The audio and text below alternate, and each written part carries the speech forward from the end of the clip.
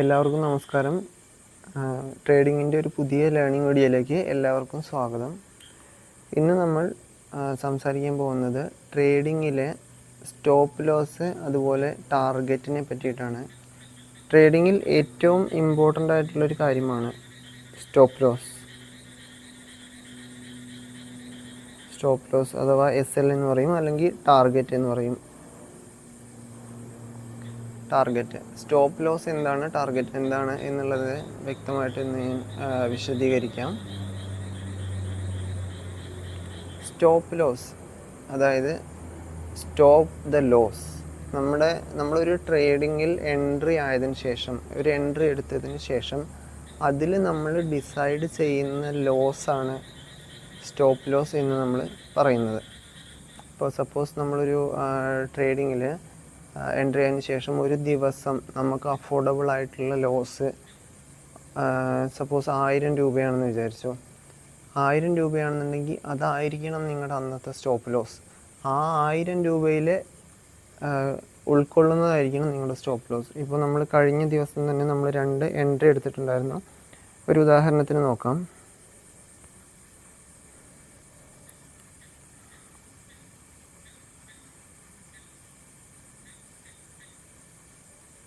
ഇവിടെ നമ്മൾ ഏകദേശം ഇമ്പോർട്ടൻ്റ് സോണിൻ്റെ ഏറ്റവും ലാസ്റ്റ് പോർഷനിലായിട്ടാണ് എൻട്രി എടുത്തത്. ഏകദേശം ഐ തിങ്ക് ഈ ക്യാൻഡിലാണെന്ന് തോന്നുന്നു.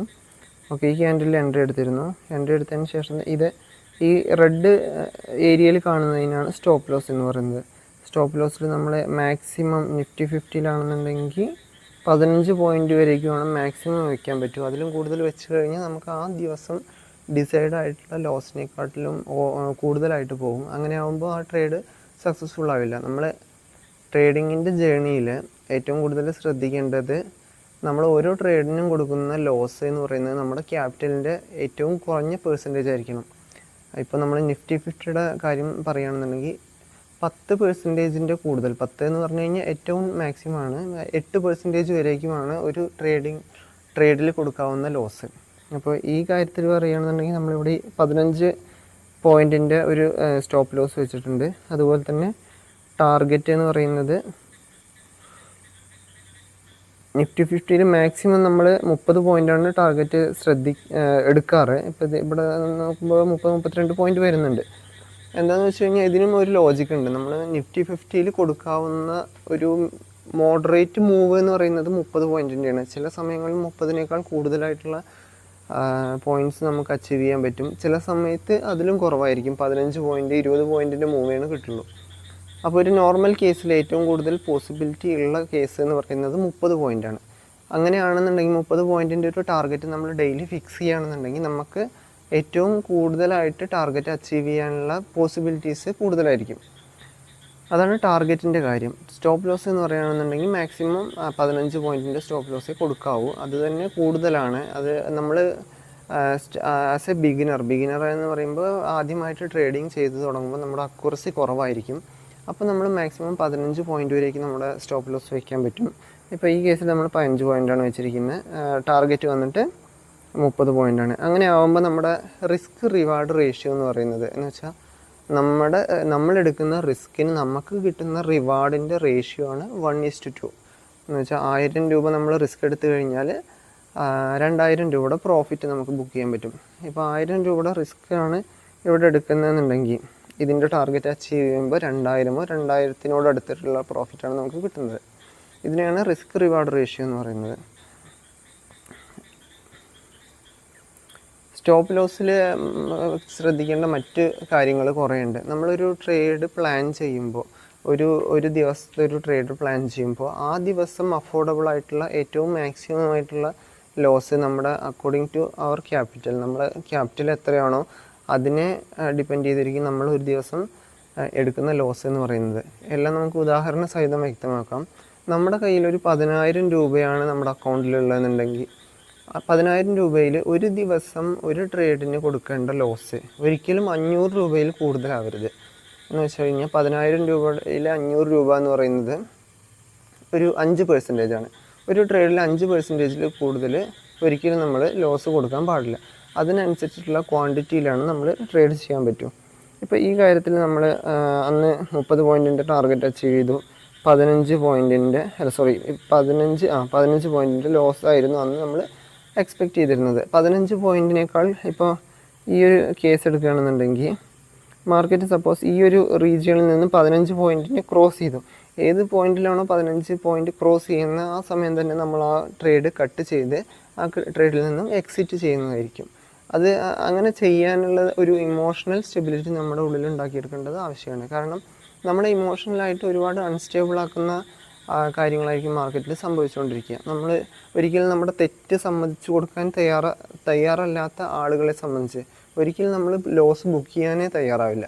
അങ്ങനത്തെ അവരെ സംബന്ധിച്ച് വലിയ വലിയ ലോസുകളായിരിക്കും ട്രേഡിങ്ങിൻ്റെ യാത്രയിൽ നമ്മളെ കാത്തിരിക്കുന്നത്. അപ്പോൾ ട്രേഡിങ്ങിൽ തുടക്കത്തിൽ തന്നെ നമ്മൾ ശ്രദ്ധിക്കേണ്ട കാര്യം എന്താണെന്ന് വെച്ച് കഴിഞ്ഞാൽ നമ്മുടെ ലോസ് എന്താണോ അത് ബുക്ക് ചെയ്തിട്ട് ട്രേഡിങ്ങിൽ നിന്ന് അന്ന് മാർക്കറ്റിൽ നിന്നും പുറത്തു പോകാനുള്ള മനസ്സും കാണിക്കുക എന്നുള്ളതാണ്.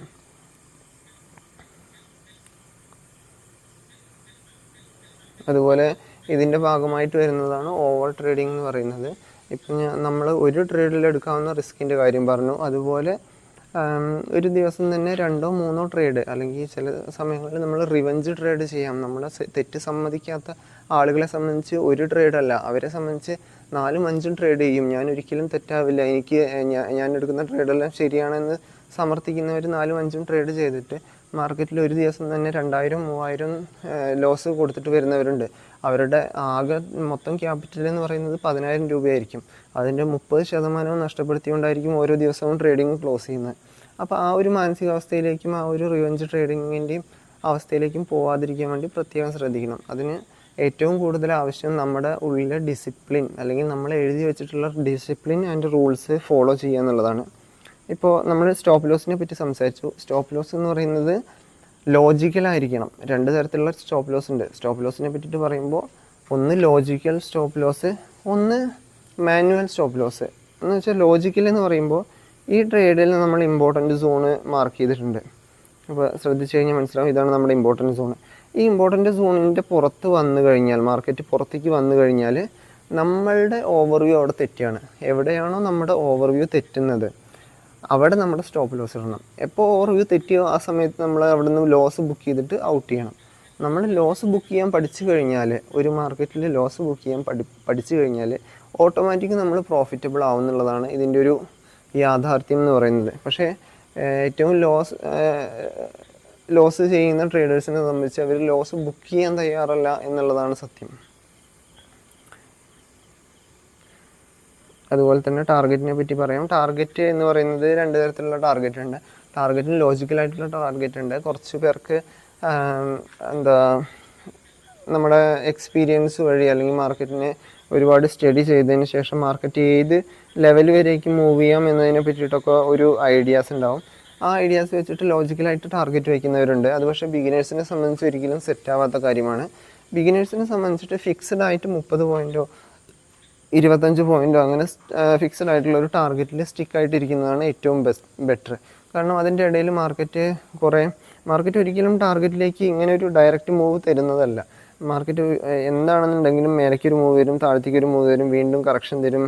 അങ്ങനെ മേലേക്കും താഴേക്കുമായിട്ട് അറ്റ് ലാസ്റ്റ് ഒന്നെങ്കിൽ ടാർഗറ്റ് അച്ചീവ് ചെയ്യും, അതല്ലാന്നുണ്ടെങ്കിൽ സ്റ്റോപ്പ് ലോസ് കൊടുക്കേണ്ടി വരും. ഈ 2 പോസിബിലിറ്റീസിനെ നമ്മൾ ഇടം കൊടുക്കാവൂ. എന്ന് വെച്ചാൽ അതിൻ്റെ ഇടയ്ക്ക് നമ്മുടെ ഇമോഷൻസിനെ ഇൻവോൾവ് ചെയ്യിച്ചുകൊണ്ട് ട്രേഡിങ്ങിൻ്റെ ഇടയ്ക്ക് വെച്ച് കംപ്ലീറ്റ് ആവാതെ ഇറങ്ങിപ്പോരേണ്ട ആവശ്യമില്ല. ഒന്നെങ്കിൽ നമ്മൾ ചില സമയത്ത് മാർക്കറ്റ് ഇങ്ങനെ കണ്ടിന്യൂ ആയിട്ട് ഡൗൺ ആവുന്ന പോലെ തോന്നും, പക്ഷേ സ്റ്റോപ്പ് ലോസ് ഹിറ്റ് ആയിട്ടുണ്ടാവില്ല. അങ്ങനെ നമ്മുടെ മാർക്കറ്റ് കൺഫ്യൂസ് ആകാനുള്ള സാധ്യത ഉണ്ട്. അത്തരം കേസുകളിൽ നമ്മൾ വന്നിട്ട് പിടിച്ചു നിൽക്കുക എന്ന് വെച്ചാൽ ഇടയ്ക്ക് വെച്ചിട്ട് ഇൻഡിസിഷനായിട്ട് ഒരു ട്രേഡിൽ നിന്ന് ഇറങ്ങിപ്പോരരുത്. ഒന്നെങ്കിൽ നിങ്ങളുടെ സ്റ്റോപ്പ് ലോസ് എത്തുമ്പോൾ ഓട്ടോമാറ്റിക് നമ്മളതിന് കട്ട് ചെയ്യാം, അതല്ലാന്നുണ്ടെങ്കിൽ നമ്മൾ ടാർഗറ്റ് എത്തിക്കഴിഞ്ഞാലും പ്രോഫിറ്റ് ബുക്ക് ചെയ്യുക. ഈ 2 ഓപ്ഷന് നമ്മൾ ട്രേഡിങ്ങിന് കൊടുക്കാവും. ട്രേഡിങ് ചെയ്യുമ്പോൾ നമുക്ക് കൊടുക്കാവും. അതല്ലാതെ നമ്മുടെ ഇമോഷൻസിനെ അതിൻ്റെ ഇടയിൽ ഇൻവോൾവ് ചെയ്തുകൊണ്ട് ഇൻഡിസിഷൻ ആയിട്ടുള്ള ഒരു ബുക്കിംഗ് ഇടയിൽ ചെയ്യുന്നത് നമ്മുടെ ലോങ് റണ്ണിനെ ബാധിക്കുന്ന ഒരു കേസാണ്. അതുപോലെ തന്നെ റിസ്ക് റിവാർഡ് റേഷ്യോ 1:3 എന്നുള്ളത് വയ്ക്കുന്നതാണ് ഏറ്റവും ബെറ്റർ ആയിട്ടുള്ള കാര്യം. എന്ന് വെച്ച് കഴിഞ്ഞാൽ നമ്മുടെ 3 ദിവസത്തെ ലോസ് ഒരു ദിവസത്തെ ടാർഗറ്റ് കൊണ്ട് കവർ ചെയ്യാൻ പറ്റുന്ന രീതിയിൽ നമുക്ക് റിസ്ക് റിവാർഡ് റേഷ്യോ മെയിൻറ്റെയിൻ ചെയ്യാൻ പറ്റും. അതിനെ പറ്റിയിട്ട് നമുക്ക് റിസ്ക് റിവാർഡ് റേഷ്യോനെ പറ്റിയിട്ട് നമുക്ക് വേറൊരു വീഡിയോയിൽ നമുക്ക് ഡീറ്റെയിൽ ആയിട്ട് ഡിസ്കസ് ചെയ്യാം. ഇന്ന് നമ്മുടെ സ്റ്റോപ്പ് ലോസിനെ പറ്റി പറഞ്ഞതും ടാർഗറ്റിനെ പറ്റി പറഞ്ഞതും ഒരു ഓവർവ്യൂ നിങ്ങൾക്ക് കിട്ടിയിട്ടുണ്ടാവുമെന്ന് വിചാരിക്കുന്നു. ഇതിനെ പറ്റിയിട്ട് തന്നെ നമുക്ക് ഡീറ്റെയിൽ ആയിട്ട് വരും വീഡിയോകളിൽ സംസാരിക്കാം. ആസ് എ ബിഗിനർ നമ്മളിങ്ങനെ കുറച്ച് കാര്യങ്ങൾ ഫസ്റ്റ് അറിഞ്ഞിരിക്കുന്നത് നല്ലതാണ്. എന്താണെന്നുണ്ടെങ്കിലും ഒരു ട്രേഡിങ് നിങ്ങൾ റാൻഡമായിട്ട് എടുക്കുകയാണെങ്കിൽ പോലും ഈ ഒരു ബേസിക് ആയിട്ടുള്ള കാര്യത്തിൽ നിങ്ങൾ സ്ട്രിക്റ്റ് ആയിട്ട് ഉറച്ച് നിൽക്കുക. ബാക്കി ഈ വീഡിയോ എല്ലാവർക്കും ഇഷ്ടപ്പെട്ടു എന്ന് വിചാരിക്കുന്നു. വീഡിയോ ഇഷ്ടപ്പെട്ടെന്നുണ്ടെങ്കിൽ ലൈക്ക് ചെയ്യുക, കമൻറ്റ് ചെയ്യുക, ഷെയർ ചെയ്യുക, നമ്മുടെ ചാനൽ സബ്സ്ക്രൈബ് ചെയ്യാം. Thank you.